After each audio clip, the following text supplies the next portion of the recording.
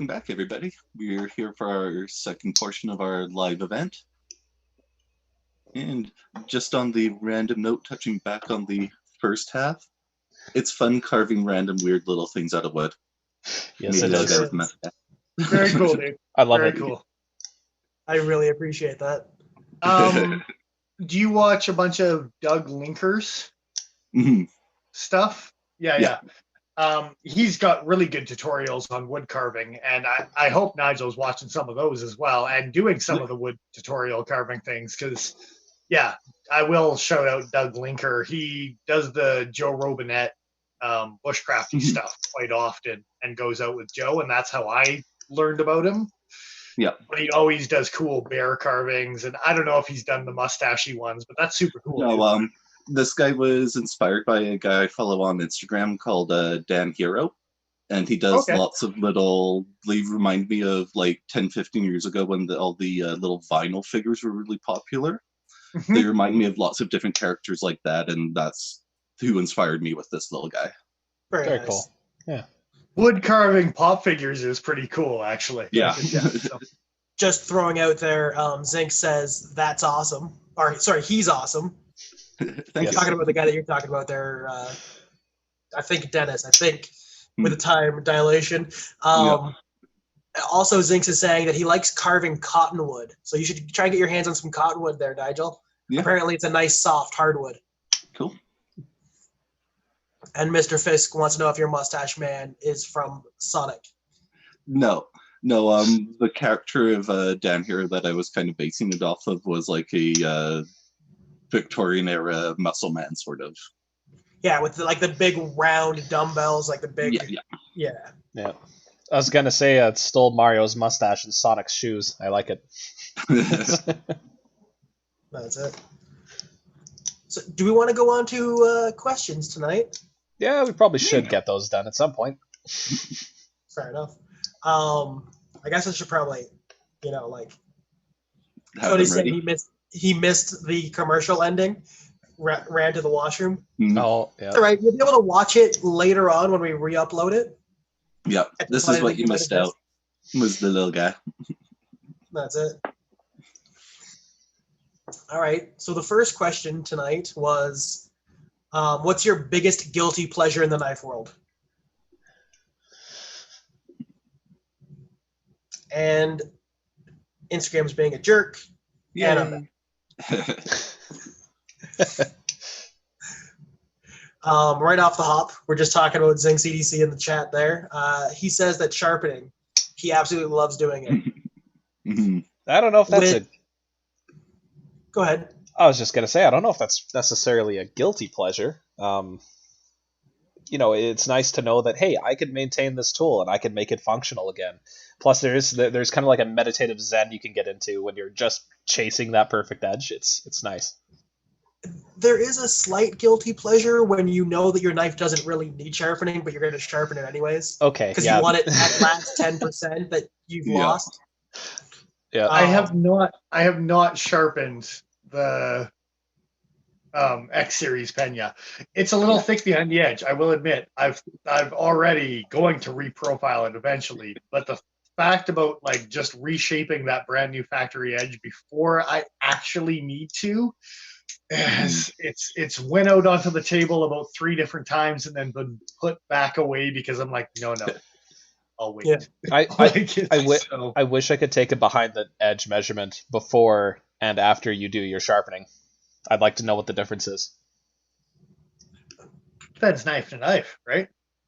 So quite honestly, too, it's gonna be a more noticeable difference if you use that knife from sharp to dull and then resharpen it and go back and use it sharp again.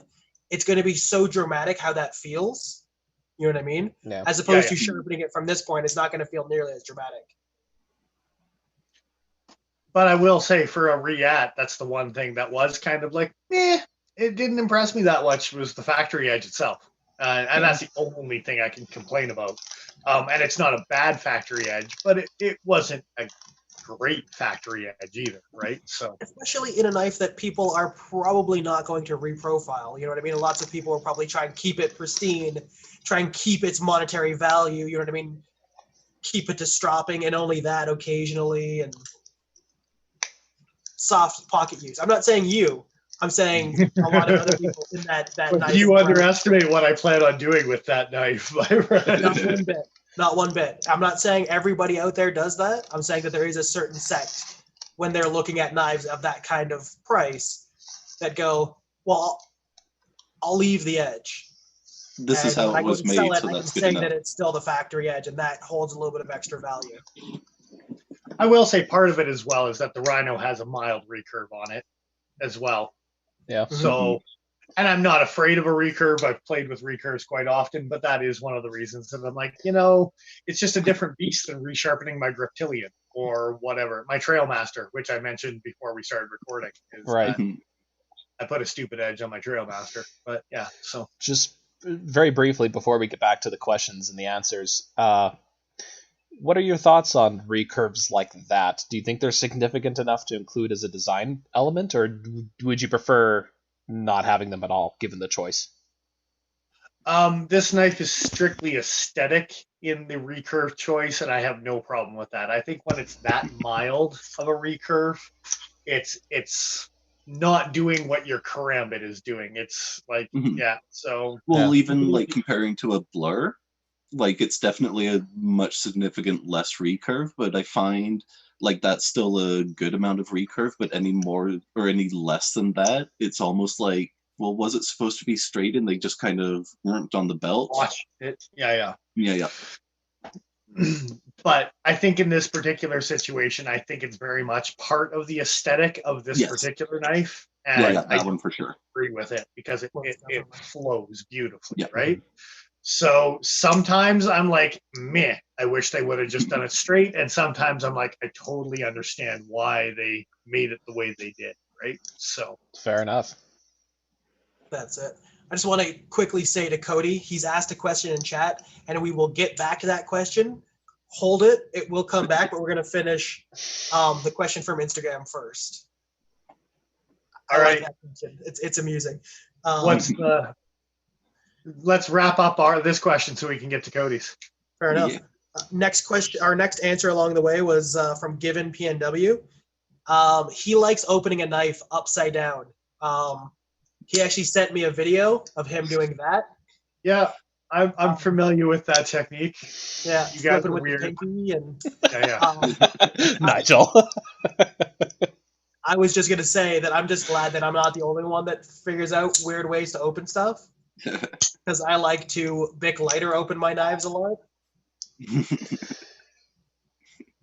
It's terrible. It's terrible. No, it's not great, but thus the sign. I have definitely done the pinky thing before. What's that, Nigel? Oh, Dennis was saying it was terrible, and like, thus the sign and head shaking. That's it. Yeah.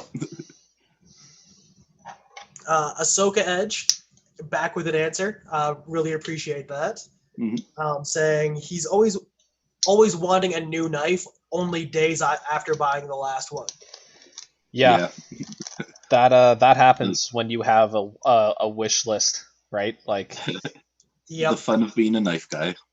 Yeah. The fun, and I would say that there's always that tempering of that feeling where it's like, no, I just got a new knife. I don't need a new one tomorrow. But this one's so nice. Yeah, and don't get me wrong, I am not good at that because sometimes a artisan tomahawk jumps into your lap and you're like, Jesus, this knife is so nice. Like, do I need another fixed blade in this size? No. But do I want it? Yes. Yeah. Definitely the surprise thing that comes into play where you're like, a 357 never saw it coming, and all of a sudden I've got one in the back room going like, I might buy this type of thing, right? So that comes up a lot, especially when you're still in honeymoon phase. But what I call honeymoon phase, I think varies knife to knife for me personally.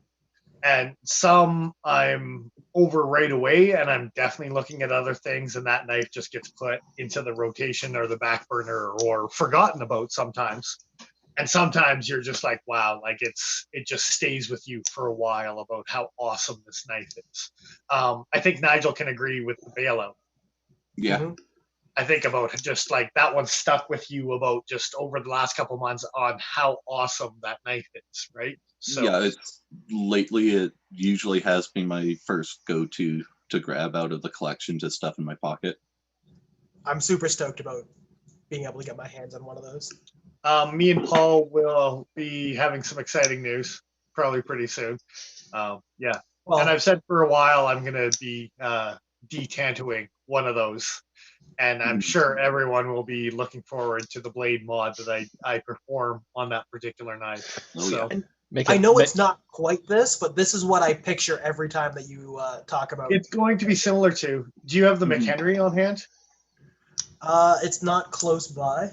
Okay. It's over. Yeah, so it's somewhere between a Hussar and a McHenry. Is probably what I'm thinking. But I'm going to underdo the Tanto as much as possibly, and then go from there, type of thing, right? A little bit at a time until I'm satisfied with the way it looks. But yeah. So I'm excited to see that when it's done.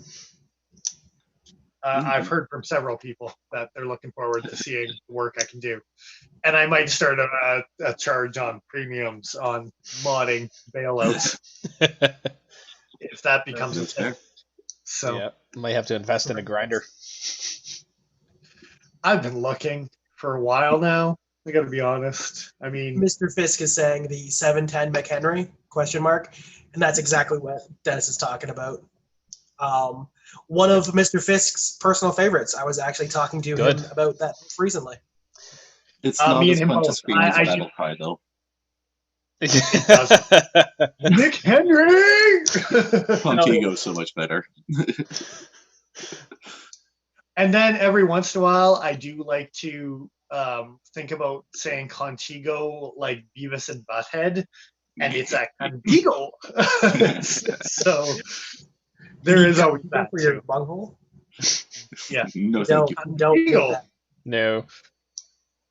Contigo. I did say it was for doing the dirty work, so you know. Oh my. I know. Terrible. Thank you for that. Everybody hated that. Everybody hated that. I'm pretty sure we've got 4 viewers now after that. No, we actually hit an all-time high. We're at 15 right now, so that's pretty cool. Awesome, guys. Yeah. Thanks for joining us. Every single one of you here. Throw out some questions. Keep it rolling on this one. So, speaking of throwing out questions, Servine Nathan, gentleman on Instagram, says one of his biggest guilty pleasures. Guilty pleasures. That's the thing. Is tactical blades, and I feel like Joe can speak to this. I have no idea what you're talking about. It's not like I like those things or anything. It's not like I have an overabundance of them. It's not like I have some kind of a problem just waiting to develop. You haven't pulled up flat talent. That's next. I just don't want to hold a whole bunch of knives like this in my hand and have problems. Yeah. Just hear a Wilhelm scream and Joe will very quickly bleed out. Yeah, no. Cold steel grinds their knives very thin. I don't want that. Nobody needs that. Oh, and then let's not mention your favorite ZT is the one with the Emerson opening. It sure is. As far as it sure is. Yeah, the 620. Yeah. I mean, that's a cool knife, though. It is a pretty sweet knife. Which I will say I'm a little jealous of not owning a 630 because the drop pointy version of that was a nice knife. Yeah. Mr. Fisk is saying the 710, the Benchmade 710 is so nice. He's bought it 15 different times. Oh, I can't bought and sold and gotten rid of and gotten back and stuff like that. But so I got a question, Mr. Fisk. Did he ever own the ATS 34 version, or was it always D2? Because I'm pretty sure they did ATS 34. I could be wrong. I think ATS 34 was the initial release, right? And then they switched to D2. Yeah. And if you can get an ATS 34 McHenry, oh yeah, I would use the shit out of that knife. Yeah. Well, that's an analogous to 154 CM, right? So it's got to be stainless. It's a 90s. It's got to be tough. It's got to be a good performer. It's a 90s Japanese version of 154 CM. Right. Indeed. So we finished that question. So I'm actually going to get back to Cody's question now, if that's okay with you guys. Oh, that is more than okay. And it's a little silly, but it's fun, and it's a question that I'm sure we've answered probably at least once a week since I've started working in a knife shop. If you had to fight a grizzly bear and you were only allowed one knife, which knife would you pick to give you even a slight advantage, or a slight chance, I should say? Some big fuck off Bowie. It's a cold steel boar spear. Like, it's not a knife. Get the fuck out of my face. Like, my first thought is spear as well, but if we're talking just knives, I'm thinking like the Condor Aatrox Bowie or a Kershaw Camp 18, something with that big length, and just brace it up and let the bear swing into it. I think I would still go with the plan A. Yep. Yeah. It's not big enough. It's not big enough.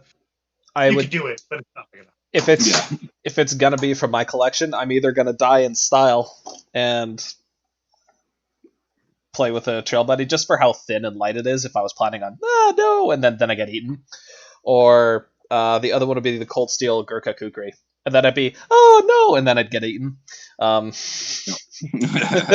think the Gurkha Kukri is the better option in your choice there. Yeah, more length, got a nice heavy blade. Maybe I could try and take a chunk out of it. Get some stabbing. You can slices back and forth. Hopefully, maybe take some bit of the paw off. And that's just it. I'm thinking with enough, because the blade would be so heavy, you get enough momentum, maybe. But I mean, Jesus, you only get one shot at that.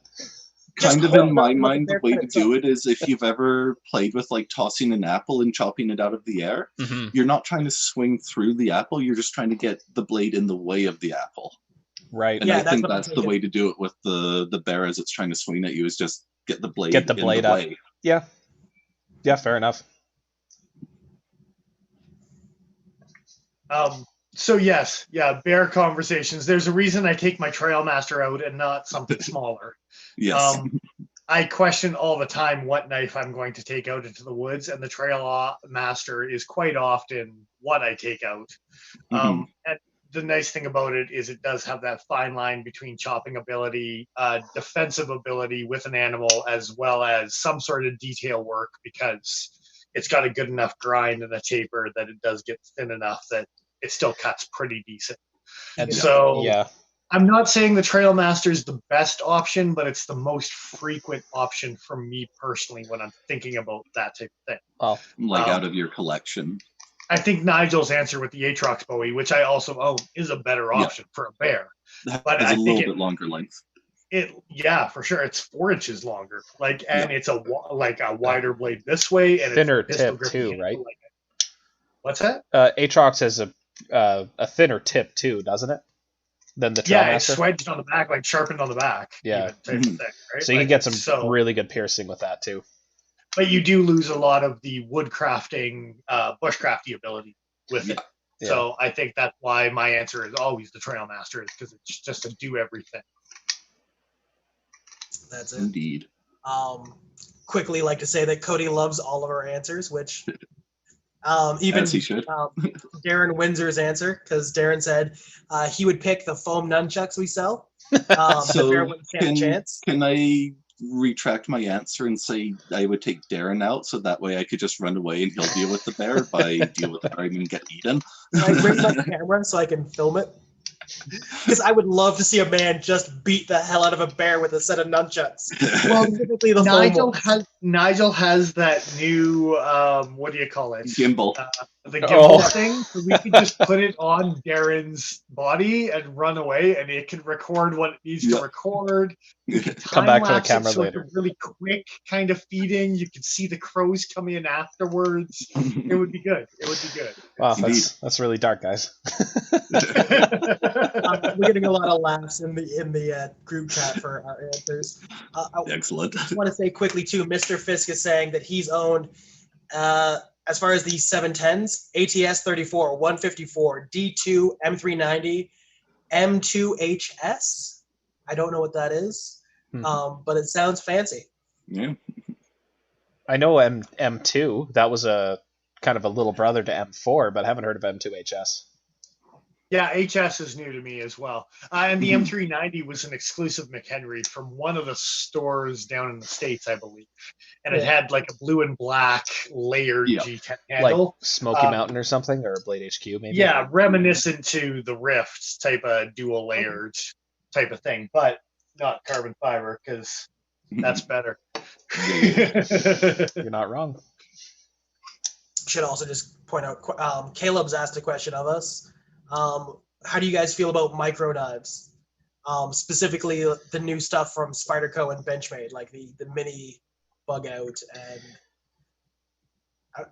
I mean, the M390 or the K390 Dragonfly and Ladybug and stuff like that, they're not new models. They are small. So, so with knives like a Techno 2 and knives like a mini H&K and one of my favorite knives of all time, the Valet. The tier is on the smaller side for me. I think the smallest Toad, Nigel. Yeah, there's a few little ones that I like. Yeah. The sequel's pushing it. The sequel's pushing it like the Valet is pushing it as well. Yeah. But yeah, I think we all like find a place for micro knives except for Joe, I think. This He's is the only one that doesn't have a ton of micro knives. Yeah, this is about as small as I go, really. And honestly, part of that, it's a self-induced problem. Look at my blade length of my Ulu compared to this guy. I already have a knife with a relatively short blade. I typically don't carry much else that's smaller than this. Well, and even that I don't call a micro knife. Like your traditionals, I don't call my traditional micro knives. Well, that's like I carry a grasshopper on my keychain, but I'll still carry the Toad as my primary knife. Yeah, an EDC. Yeah. So honestly, the blade length difference. Yeah, I don't think I really carry or have too many super small knives like that. Does this count?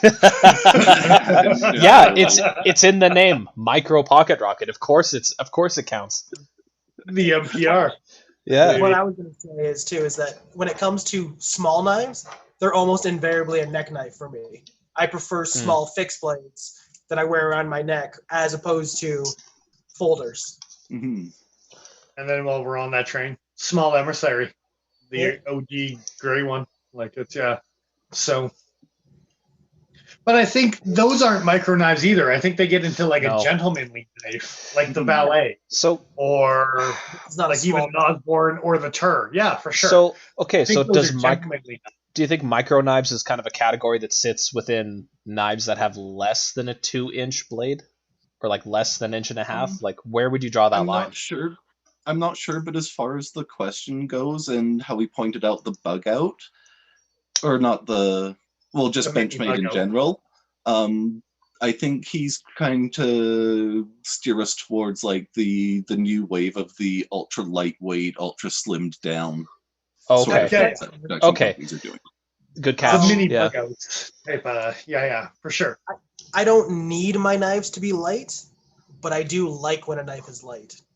Francis just picked up the ZT 230 off of us, and then we've had inquiries about the new 235, which is the leaf bladed one, and we will be bringing some of those in as well, for sure.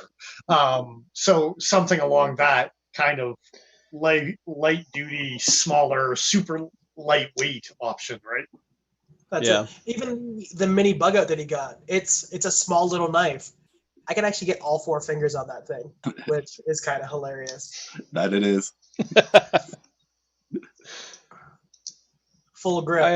I fully believe that this ultra lightweight thing is definitely a trend.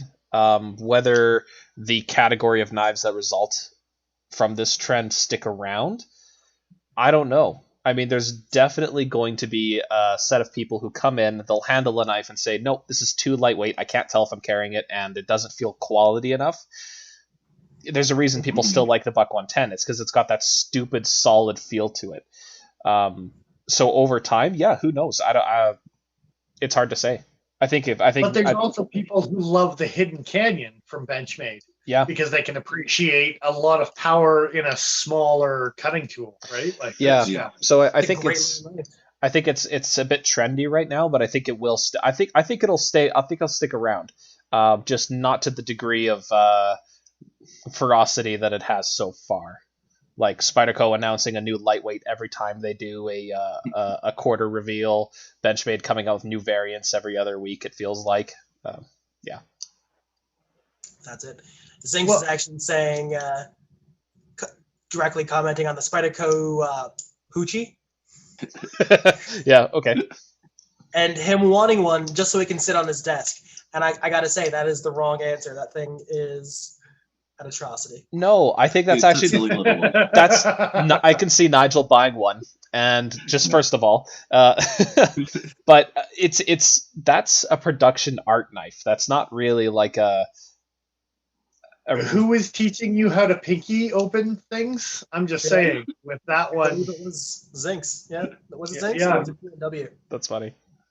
Reverse grip, I'm just saying. Like that, there's a Spyderco, so it's got a hole in it. So can you reverse, like, Spidey flick, pinky flick? Can you do like a dual flick and get the tail and the blade out? Get the tail, get with the index finger. I like where your head's at, Nigel, for sure. I was much more excited about that knife when I thought when you open the blade, the tail came up. I thought it was all one mechanism, and that's kind of a cool design just from a like machining standpoint. You know what I mean? But as soon as I found out they're separate pieces that can just be adjusted as you want, it kind of ruined it for me. Not that I wanted one ever, but less issue of breaking, because when the lock engages, then the tail would be stiff. Yeah, that's right. I said it. So stiff protrusion out the backside. Exactly. The fact that you can like adjust the tail, it can go limp sometimes if it wants to, then that makes it better as far as longevity goes. You can last longer it's without better. breaking your heart on. I was gonna say it's better for storage too. You can just tuck it right out of the way. Yeah, exactly. You could just tuck it behind your legs, just like when it's sitting on the desk, and get it out of the way, right? Zinx actually is describing it right now. Sharp desk trinket.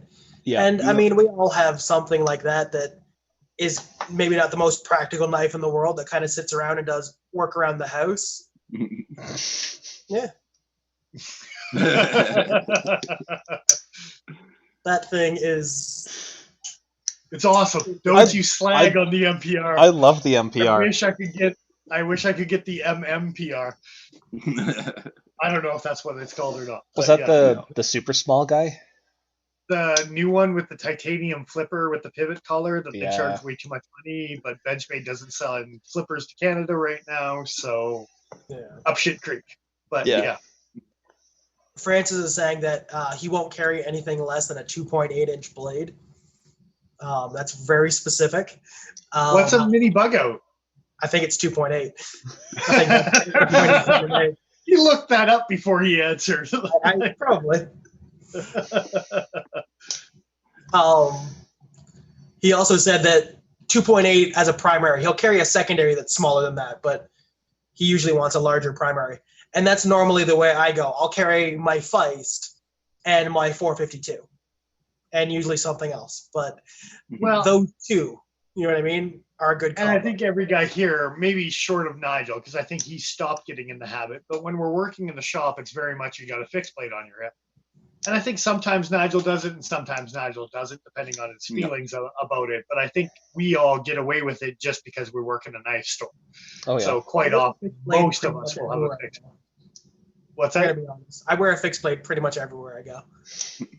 It's not infrequent that it's there. I just cover it with my shirt.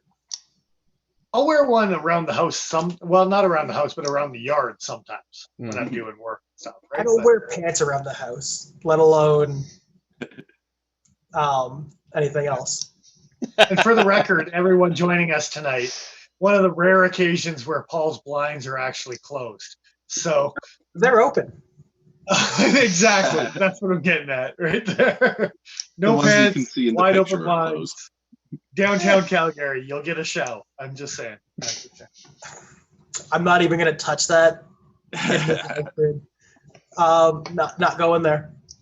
Yeah, we got to get Fisk north somehow, right? Like, look, I He's live gonna move to alone. Florida If after you this live conference. alone and you wear pants, you're living your life incorrectly. I don't have roommates. There you go.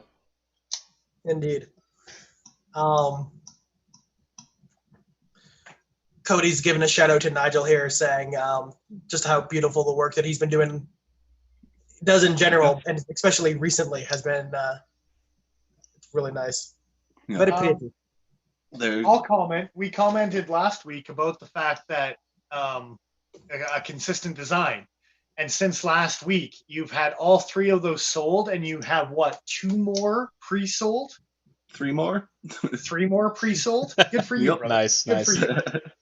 I really like that little design. I might have to put myself in your books at some point. Yeah, you're probably going to have to get one of those in my hands, you son of a bitch, so I can take a look at it, and then I can tell you what variation I want myself. You know. Yeah. So, Just ask Francis to come by the shop with his. On that note, too, I'll say it right now, and if anyone knows, comment in the comments right now, but anyone that's doing competent Kydex, because I don't think any of us, now Joe, you've dabbled with Kydex, so I think you're the only one on that spectrum. Mm-hmm. Yeah. But the rest of us, if you know a competent Kydex guy, I can see that being a neck knife with Kydex that would turn really, really awesome. Yeah. Yep. I know you've these got like leather neck sheets. knives with leather. Yeah. Yeah, quick comment. Francis is saying he just looked up the mini bug out length and got it right from memory. Right on the money. Nice. Yep. With Francis, why does that not surprise me? For the record, like, Yeah. What do you mean you know off the top of your head the blade length of a mini bug out? Of course you do. Like, exactly.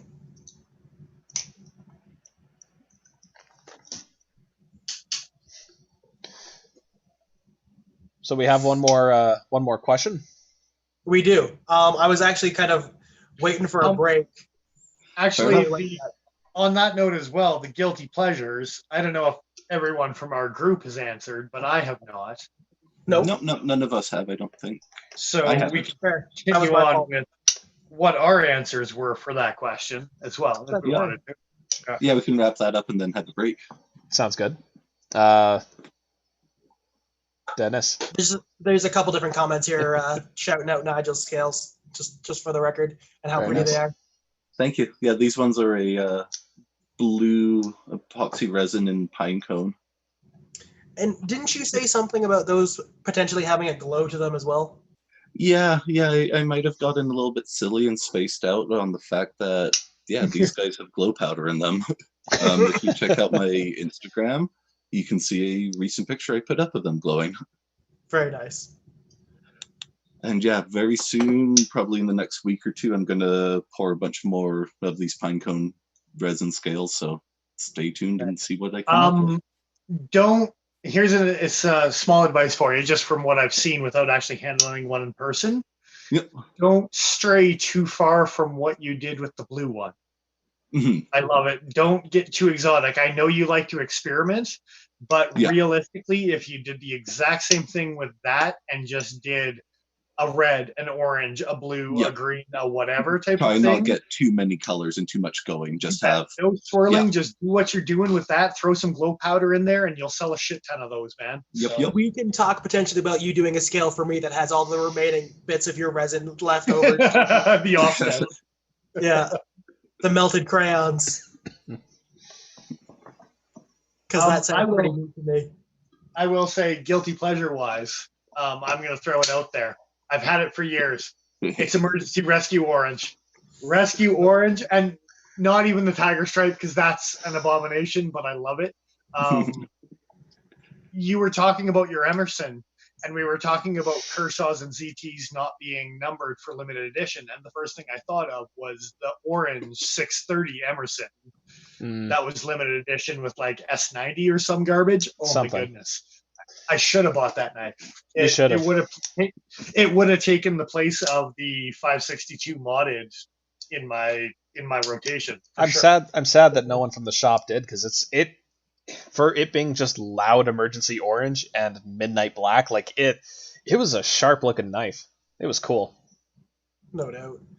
Just a quick shout out to John in Mississauga. He's a little late, but cheers. Hey. What are you Greetings again, carrying, mate. brother? And then Yeah, there's John, what are you carrying, brother? That's it.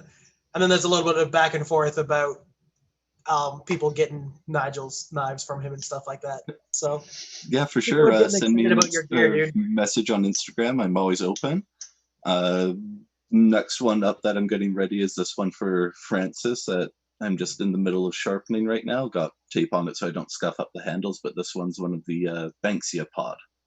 Yeah, Very it's cool. kind of Sexy. similar to the lights got away outside, but Mm-hmm. The wood hybrid stuff that he's doing, and yeah. very pretty stuff. Yeah.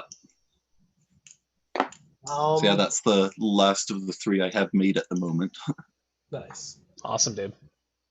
What's your guilty pleasure, Joe? Oh,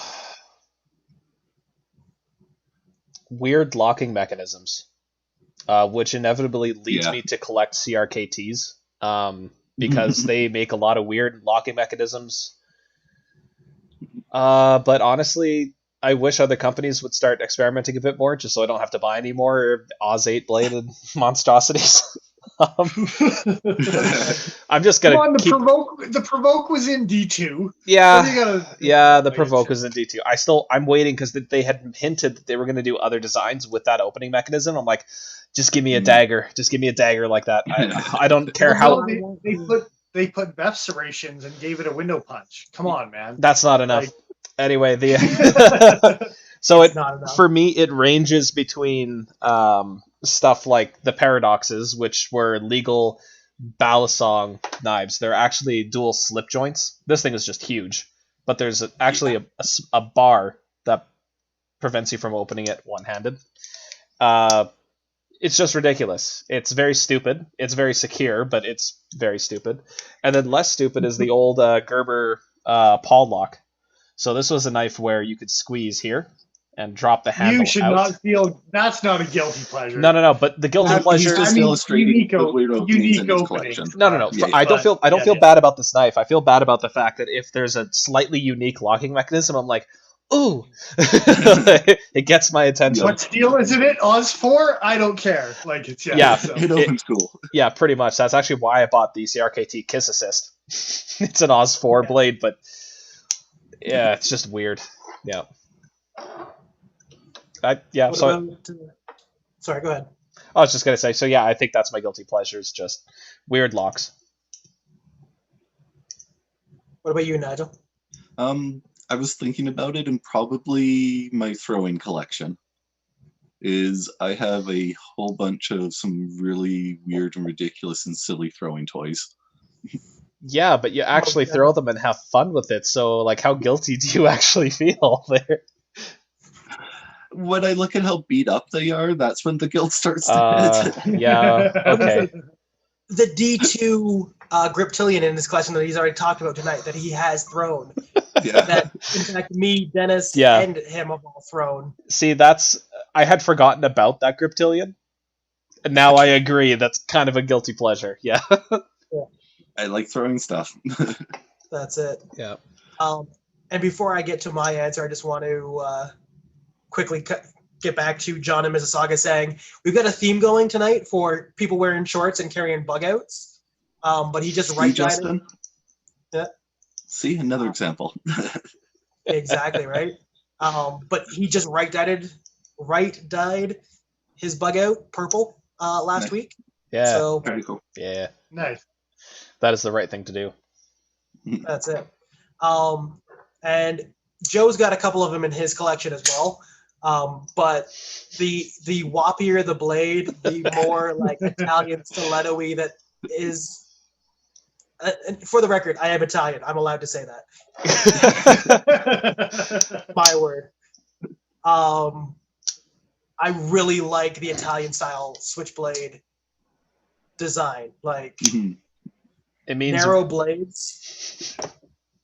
The one that you just picked up recently, Joe, in M390. Yeah, the Voking. It's right up my alley. They're dumb, but I can't not buy them.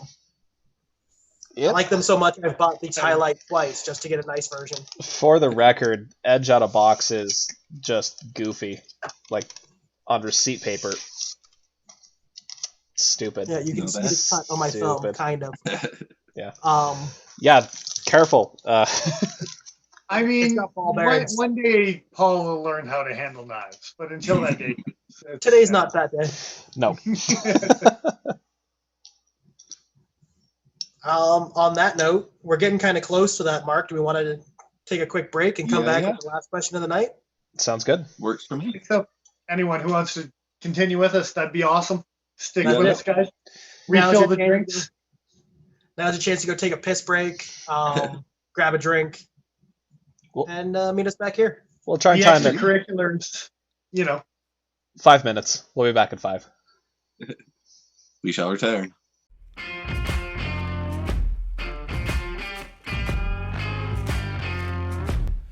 We don't need